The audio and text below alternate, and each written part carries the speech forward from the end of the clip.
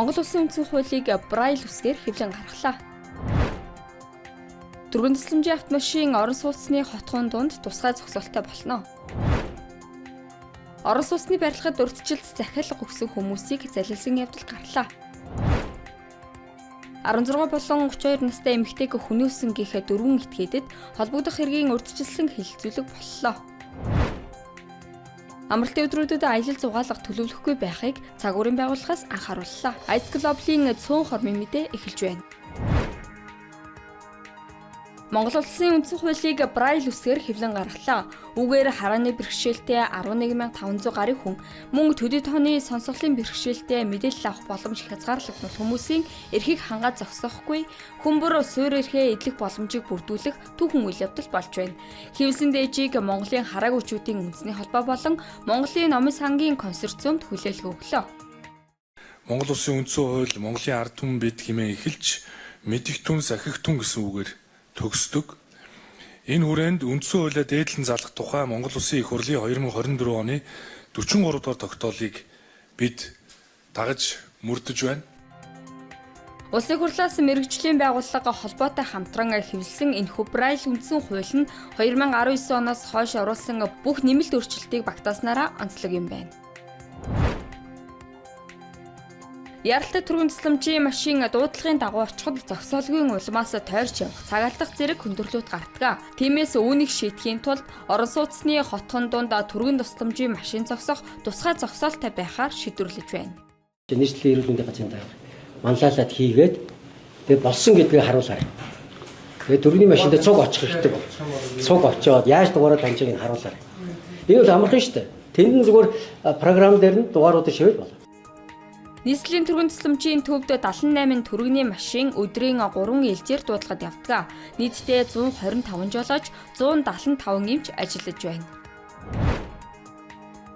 Орон сууцны барилгад урьдчилж захиалга өгсөн 260 хүн хөрөнгө мөнгөөрөө хохирчээ.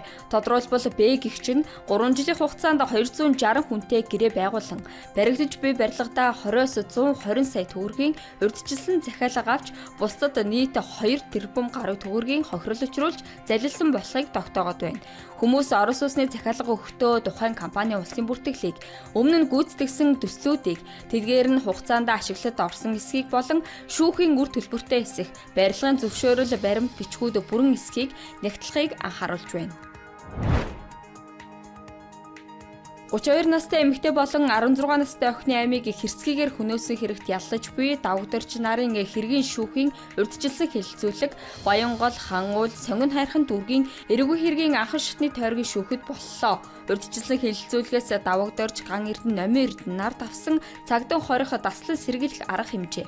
Ингээсийнхэн давсан хилээр гарахыг хязгаарлах даслан сэргийлэх арга хэмжээ тус үргэлжлүүлэхээр шийдвэрлсэн байна. Шүүх хуралдаан энэ сарын 22-нд дахин болно.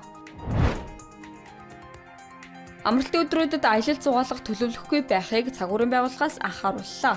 Учир нь пүрэв гарагаас буюу 15-наас ихэнх нутгаараа хүүтнэрч чангарч шөндөө хасах 30-аас хасах 45 градус, өдөртөө хасах 19-оос хасах 29 градус хүрч хөдрөх төлөвтэй байна. Тодорхойлбол дархтын хотгор, завхан голын гих хүрэн бэлчээр орчим, эдэр тис голын хөндийгөр шөндөө хасах 40-оос хасах 45 градус, өдөртөө хасах 29-оос хасах 34 градус. Увс нуурын хотгор, Алтай, Хангай, Хөвсгөл, Хинтийн уулархах нутаг, Хараа ерөө туул тэрэлж хэрлэн онон уулз халах голын хөндийгөр шөндөө хасах 35-аас хасах 40 градус, өдөртөө хасах 25-аас хасах 30 градус.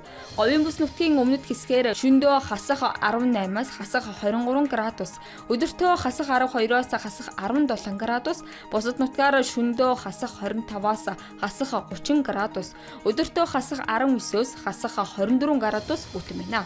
Ice Global-ийн цөөн хормын мэдээ байлаа. Ажлын амжилт хүсье.